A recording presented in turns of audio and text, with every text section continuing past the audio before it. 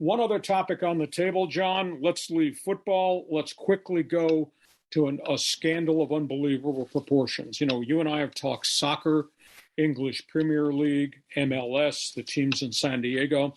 This investigative report about sexual harassment in the NWSL, the National Women's Soccer League, is deplorable. 5 organizations are being criticized for allowing a culture to go on in which coaches berated all the female players in the NWSL. A groping incident, intimidation, sexual harassment. 3 coaches have already been removed. The president and general manager of the Portland franchise have just been forced to resign. I'm not going to say that the National Women's League is about to topple, but they need a house cleaning at the top from commissioner on down, because this is a horrific story as it relates to what went on unchecked.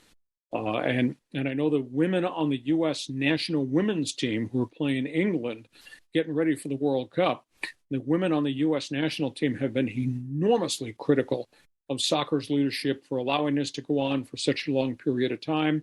This is nasty, it's dirty, it's ugly, but it is taking a step in the right direction. Now they must follow up by making the personnel moves to get the right leadership there to clean up this mess that was allowed to go on unchecked for decades.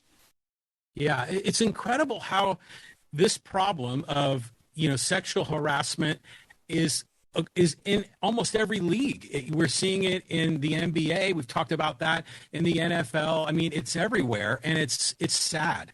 It's tragic because there are victims that are involved here.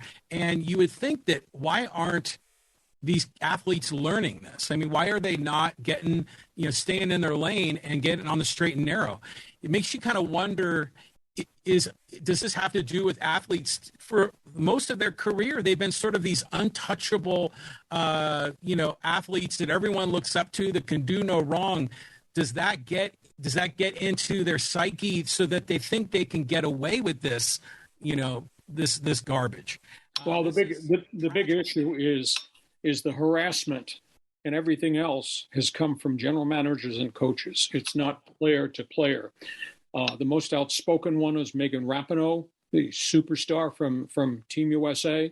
She's the one that led the lawsuit and the drive to get women players paid on an absolute equal basis with the men's national team, a massive lawsuit that she helped forge that got women now equal pay to what the U.S. World Cup team is getting. And she has been very vocal that this abuse of female players in the NWSL has to be dealt with at the top, starting with maybe the firing of the commissioner, who did not seem to think she had the power to stop it, and then the governance and the board of directors, et cetera. So we've not heard the end of this, but this report was sleazy. It does indeed take a step forward. Mm-hmm.